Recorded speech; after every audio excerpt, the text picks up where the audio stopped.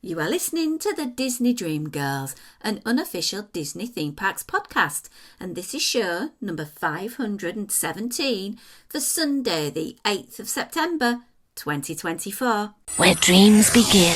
Hello and welcome to this week's Disney Dream Girls. My name is Michelle Young, and together with my jolly good chum Jane Phipps, we are your guides to the place where dreams begin. Well, Phipps is off on her toot toot Disney cruise, so I have back again the wonderful, the beautiful, the amazing Anthony Markham. Hello and welcome. Hello again, my lovely. How are you? All the better for speaking to you, my love, and thank you so much for standing in last week and talking so much about Mickey's Not So Scary Halloween Party with me. It's always my pleasure, and you know I love that event, so anything for you. Now, I do gather we ended the show discussing a little bit about what you were planning on doing when you go to the world later on in the year, because you had a dilemma. Should you go with Mickey's Very Merry Christmas Party, or should you try the fairly new Jollywood Nights at Hollywood Studios? What have you thought about in the last week, Anthony? Well, I feel like I have to think with my wallet. So a big decision maker is obviously cost between the two events. Okay. Well, first, if you don't mind me asking, what is the Halloween party nowadays? Oh my word, I knew you were going to ask this question and I just paid and didn't really look at the cost. Mm-hmm. Yeah, that is not a very good way to do your Disney, but I knew how much Caroline really wanted to go and attend. So I sort of didn't really pay that much notice. However, I do have the ticket information prices in front of me. The prices range from $119 up to $199 per ticket, plus tax. Mm-hmm. August sold out really quickly because they were the cheapest. And then as you get through September up to October, it does get up to that $199 level. You can save $10 per ticket on certain event nights in August and September if you are an AP holder or a Disney Vacation Club member.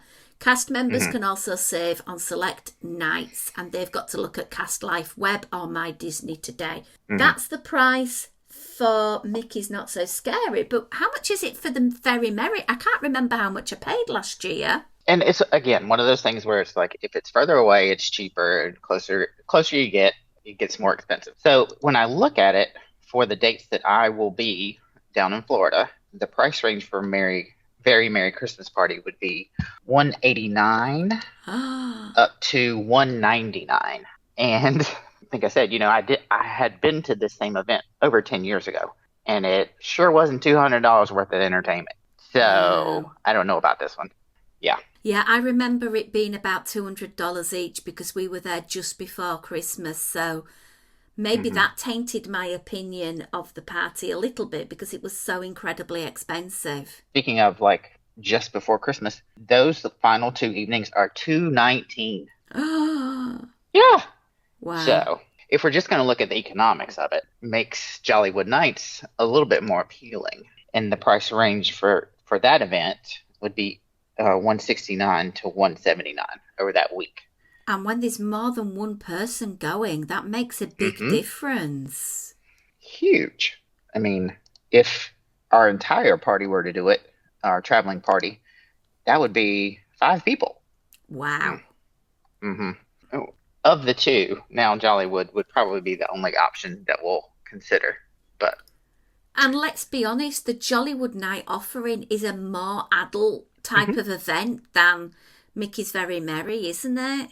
Oh, definitely. Be it from the vibes of the park itself, but pull up some of the special activities. I know you've got your sing along for Nightmare Before Christmas. You've got the Muppet Show over at.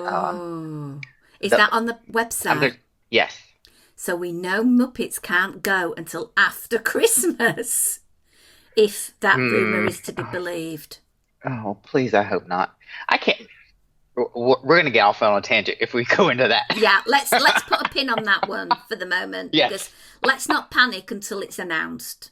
Yes. So I will let you know further about Jollywood Nights after I talk with the rest of the people I'm traveling with. My decision would probably be Jollywood. I'd love to try it out. It's something new, it's something different. And even just to be able to get the Gertie cookie, that just sounds so cool. It's such a beautiful park for the holiday, I think. Absolutely.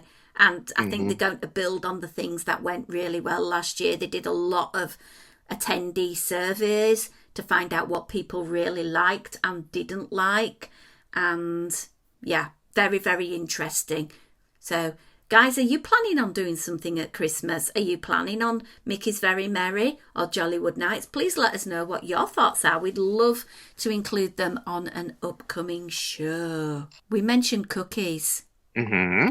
So this is just a random, complete tangent, Anthony. But because we mentioned cookies, we all love a good Yeah. Disney cookie. It's a lovely Hmm. snack. It can be shared, dependent on the size. It can even be Instagram fodder, but it can also be a nice, tasty treat. So I'm asking this. Why isn't there a Figment cookie? Particularly for food and wine, right? Well, anytime. There is no Figment cookie. There is no Figment. And it just rings out. You are losing a big ka-ching here. You could have the cookie pre-wrapped for sale in the gift shop because the lines for meeting Figment were crazy. Oh my word, I made 3 attempts to meet him.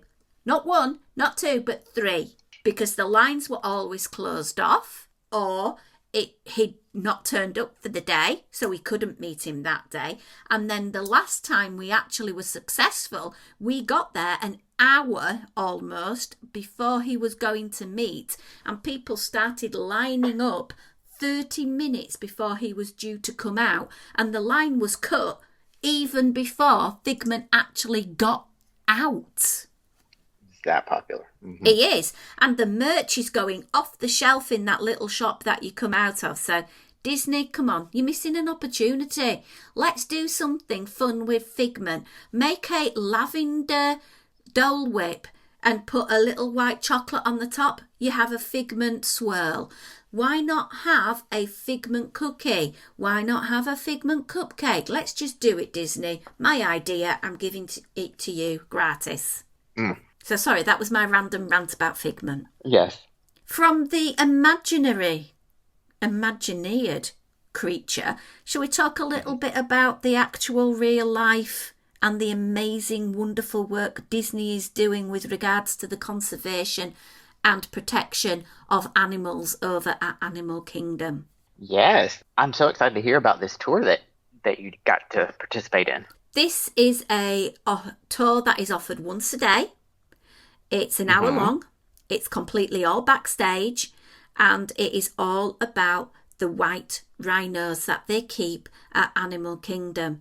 And it was phenomenal. You've heard me talk on the show how excited I got when I found out there was a possibility of smushing a rhino. Who else in the world can say they have been up close and personal and touched a rhino whilst finding out what you can do as an average every Joe person on the street to try and protect and maintain and increase the numbers of this beautiful, stunning creature? Wow. So we had to book in advance, and I literally rang and I said, can you tell me the dates that you've got availability? And the first one, I booked it. It's under $50 and it was worth every cent. You check in 15 minutes before, and one member of your group must have photo ID. So I took my passport. It's at the little tour desk just before the entrance to Kilimanjaro Safari. And there are some rules. You must wear closed-toe shoes, so no sliders, flip-flops, etc., no Crocs. You are not allowed your phone out of your bag. There's no photography or phone use because it is entirely all backstage. And I did feel I possibly would have liked to have the opportunity to take some pictures, not of the backstageness, but there was a few occasions that I thought, I would have liked to have keep a memory of that, but it was the rule. We were given a lanyard, and at 11 o'clock precisely, our guide, Hannah from Texas, who was actually wearing Chris' ID because she'd left hers at home, which was quite amusing, and she took us on a little minibus for about a 5 to 8 minute drive backstage to the Rhino Barn. And on the way, she told us a little bit about the accreditation that Animal Kingdom have with regards to its animals. So this I found was really, really interesting.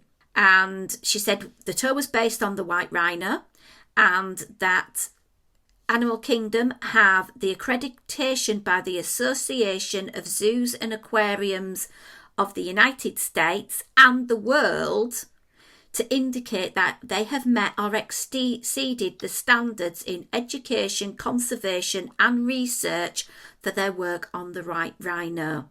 In 2023, the park hosted 8.77 million guests, making it the 16th most visited theme park in the world, and it is the most visited zoo in the world as of data of 2019. So you say, Michelle, they're doing a lot to help maintain the species. Well, yes, they are. In 1999, one of the park's white rhinoceros gave birth to a female calf called Nandi.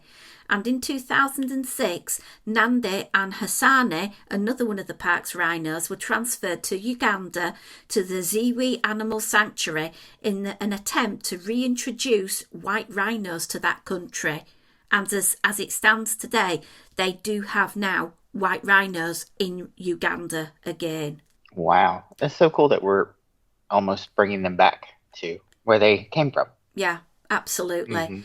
Because of being part of this accreditation, once the males tend to get to be a certain age, there's somebody who has the entire populace of all the rhino DNA in their computer, so they can do like a global blind date for rhinos, and it tends to be the males that get moved around because the males tend to lead a more solitary life as they get older, whereas the females stay with other females and the young. The males tend to go and have a date with other people, other rhinos, to repopulate, and there is this one sort of computer that looks at maintaining genetic sort of family trees to make sure that there's no inbreeding, to make sure that the species is kept pure. And at Animal Kingdom, they have the ability to house up to 10 white rhinos. At the moment, they don't have. This was all interesting information. So then at that point, we got off the minibus and we were introduced to Rain, and she is a very passionate, knowledgeable cast member who works in the Rhino Barn, and she was there to entertain, educate and let us know all about what they do. And they talked about initially the main threats that the rhino has. One thing I didn't know is that their horn, or horns, depending on the particular species, is made up of keratin, which is virtually the same as our hair and nails. And each rhino shapes their horn around the environment that they live in. So no two rhinos have the same shape or size of rhino horn. And she said if you look around... like fingerprints. Yeah, and if you look around the barn, you can see where paintwork is missing. She said it's not because we don't keep the barn painted, it's because the rhino use any hard surface to shape their rhino horn themselves. This was about one of the main reasons that rhinos have become under threat because of people poaching for their said rhino horn and its uses.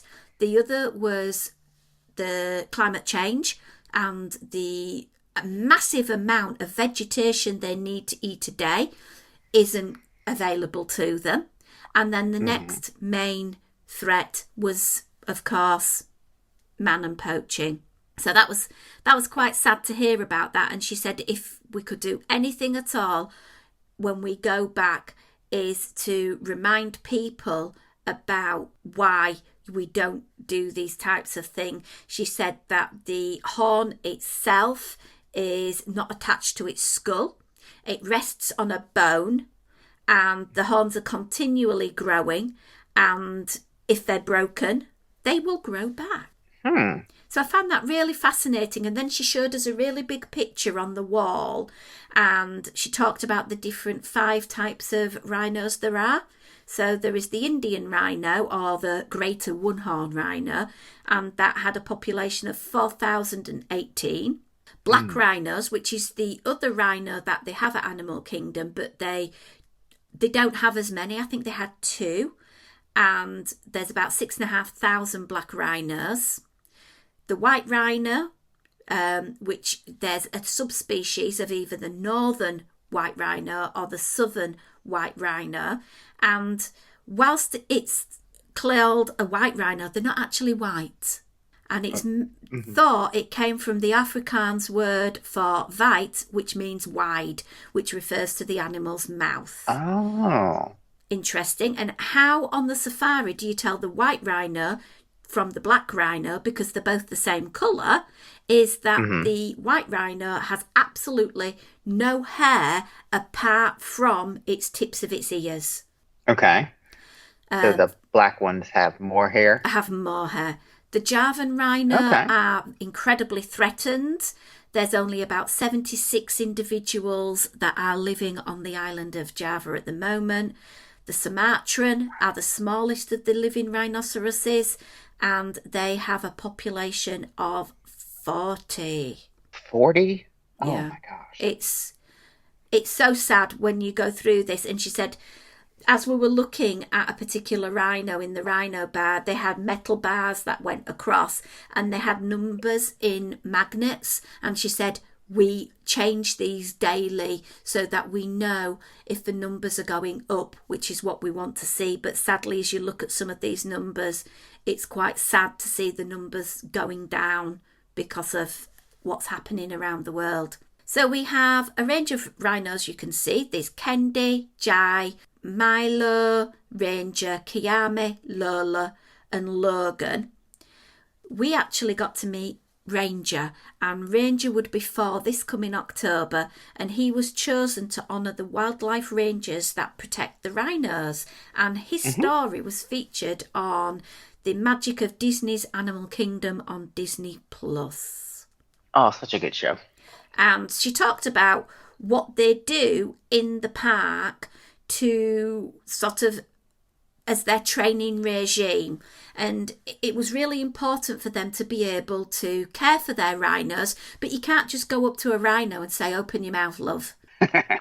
So they talked about their training program and how it takes part over a number of years to help them care for them, such as dentistry, injections, scans for monitoring pregnancies, etc. So there was a different cast member there who was feeding Ranger sideways some grasses, and she talked about how they have at Animal Kingdom a particular part of the savannah where they grow all of the vegetation that the animals need. So that was very fascinating. And as she was feeding Ranger, we were invited to go up and sort of pet and stroke and tickle Ranger towards his rear end between the 2 bars. We couldn't put our hand in between the rhino and the bar because we might get squished, and we were aiming for smush, not squish. And we were able for a few minutes just to stroke and to tickle and to touch him. At any point, if he wanted to move, we were asked to step back because his welfare was paramount. And whilst Ranger was being quite compliant, we were able to go up and have a smush. And it was amazing. He was very settled. He seemed very happy at eating. And they talked about how it was brought about to, show them how to look after themselves, so that they could do all of these tests. And he was very good. He was rewarded with the food. They had a little clicker and they went in to explain all of that. It was an hour of unbelievable information, and I wished I could have recorded it all to sort of have that fresh in my mind. I would have loved to have got a picture that they have of the painting of the different animals and the magnetic numbers showing the numbers left in the wild, and I couldn't remember them all, so I had to Google them at a later date. But I understand it is backstage, no photography. But from what I saw, the way the animals were looked after was fantastic. And I just couldn't praise the tour enough to how it can educate. So I'm hopefully telling other people, go on this tour, find out more about these magnificent animals, and be an advocate to try and do more for conservation of this species and other species that are under threat because of climate change, because of humans, etc. Sounds like such a great experience. Yeah. Let's be honest, like in Disney dollars, that's practically nothing.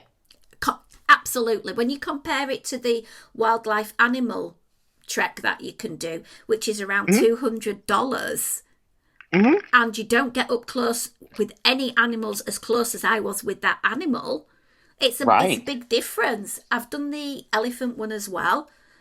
I will admit the elephant one, you don't get up close to the elephant as you do with the rhino.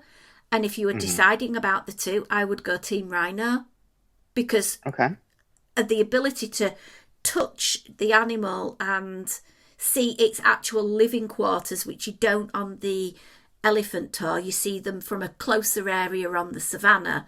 I think that has the edge. Best spend of $50 I've ever had. Excellent. So, yeah, a lot of talking about rhinos. I hope you've all appreciated it and consider maybe booking this experience on a future trip, because it really was a highlight for me of my life to be able to do that. I can't imagine what it would be like just to be that close to such a majestic creature. Yeah. I know my daughter's going backpacking, and one of the places she's going is to Thailand, and she's researching which elephant sanctuary that she's going to go to, and she's looking for, accreditations for animal welfare, because there's a lot of horrible things that happen to the elephants over in Thailand, and there are some excellent places where you can go and help look after the animals for a while for bed and board, and she's looking to do that, and I think that will be a life-changing event for her. So all crossed she gets to do that, hopefully later on in the year. So I suppose I've got one more extra little thing I did that was over and above your standard Disney trip, and that was to go to see a Cirque du Soleil show. Yeah, you got to see the Drawn to Life show. Have you ever seen a Cirque show before? I had seen the Beatles' Love, which was in Las Vegas. I'd seen that about a year and a half ago. Up to that point, I'd never seen it. Never seen Cirque du Soleil. The Beatles, for me, was the thing that made me book it, because I'm named after one of their songs. My parents were massive Beatle fans, so it's a big part of my heritage, which I've passed on to my son Kieran. He loves their music as well.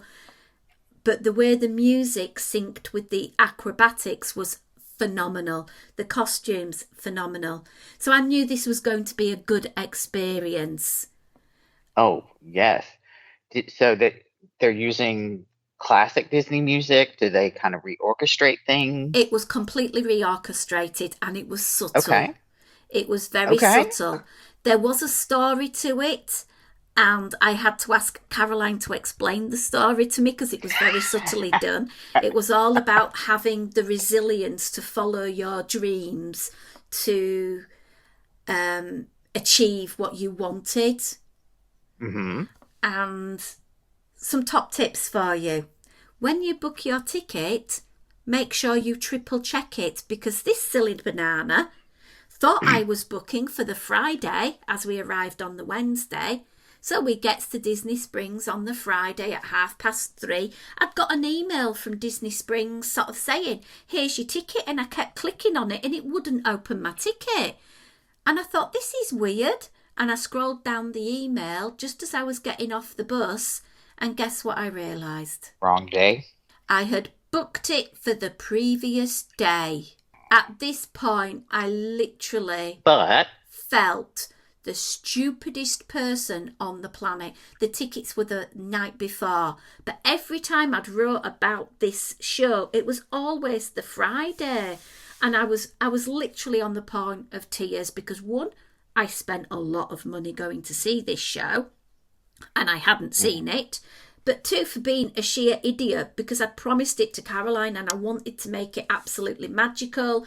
You know, it was a trip for her 50th, which was delayed because of her transplants.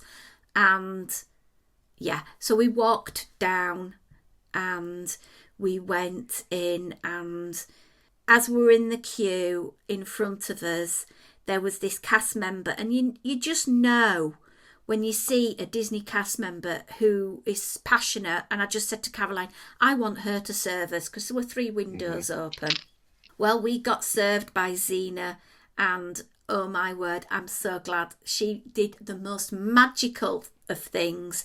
We got tickets for that night. Oh, wonderful. And we didn't have to pay an extra penny. Top tips. There are 2 types of tickets. You can earn a VIP experience where you get a lot of backstage information. If you like that kind of thing, I would suggest it is well worth the money. Or you can have a standard ticket. Now, the show we were seeing was at a 5:30 start, and we were told to get there for 4:45. Once we got there at 4:45, they allowed us into our seat. And we'd been sat down for about 5-10 minutes, and then performers came on the stage and they invited children up to do some sketching, and there were performers milling around the stage, not part of the show. But a lot of people missed that because a lot of people didn't arrive till 5:30. Some people were arriving as late as 6 o'clock and they'd missed a third of the show. I'm surprised they let people in. Well, they had to wait until certain acts had finished. They weren't going to let you through into the main auditorium, while some of the acrobatic routines we're doing were like, oh my God, how are you doing that? You know, there was one, and Caroline just gave me the stare of death because I literally, my jaw almost hit the floor, and I said, oh my God. I had that feeling in the pit of my stomach that I can't take my eyes off you because I don't know how you're doing this. I have no idea how your physicality is enabling you to just be spun 360 on just by somebody's feet.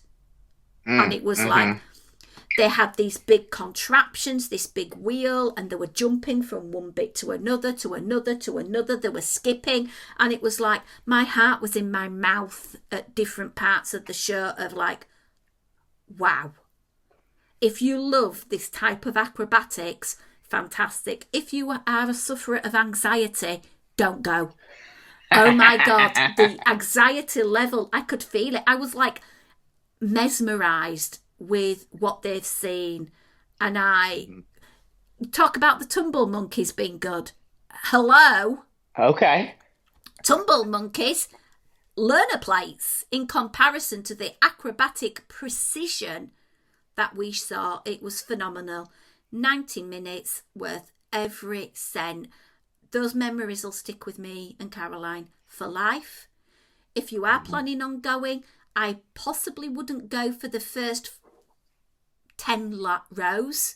I would possibly aim to be sort of like at least 10 rows back. Not too far back because then you wouldn't get as good appreciation. But I would aim for about 10 rows in and you would get a phenomenal view. Highly recommend it, Anthony. If you haven't already considered it for your trip, I would. Just from my standpoint, I tend to go for shorter trips. So it's hard to set aside an evening for that. But I can definitely understand, like, let's say I happen to do an annual pass again where I'm down there several times. An evening like that might make a little more sense. True. Yeah. True. But it does sound fun.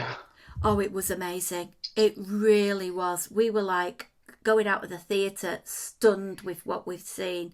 It literally was just amazing. And it had a beautiful message, beautiful music. There were live musicians that came onto different parts of the stage. At times we chuckled with little hints of humour. At times it really brought the emotion because of the passion of the music. Phenomenal. Hmm. Well, good. I'm glad you guys loved it. And we followed it up by hanging around at Disney Springs and seeing the drone show, which was amazing as well. That was really good. I hope it's still going on when I go. They haven't said officially, if it's how long they're going to continue it. Well, the first showing is always the busiest, and they've got a queuing system in place. And all I will say is go for the second showing. It's quieter. It is really, really busy at Disney Springs, and prepare to give an hour to get a good spot to view it. Okay. So, but I would definitely, if it's still going, yes, go. It was really cute. And again, I've got some little video clips I'm going to be sharing via Instagram, the podcast page, etc. Ooh, I can't wait to see them. Absolutely. I think that will finish unwrapping that part of the trip. I've got so much more to talk to you about. But for now, I'm going to put a pin on it. Make sure you follow us on Instagram at Diz Dream Girls. We have our podcast family page over on Facebook. And if you wish to support us in a financial way to get such things as the show early, exclusive podcast and content, and little surprises from Jane and myself, patreon.com/Disney Dream Girls. Anthony, where can people track you down on old social media for some of your travel and trips? Easiest thing for me is Instagram, and I am at atrain74 on Instagram. Primarily some pictures of my dogs, of course, and some cruising. Perfect. And I'm sure when it comes to November, there'll be some Disney trip. Oh, tons of it, yes. Right, guys, until next time, I'm going to sign off. It's a goodbye from me. And a goodbye from me.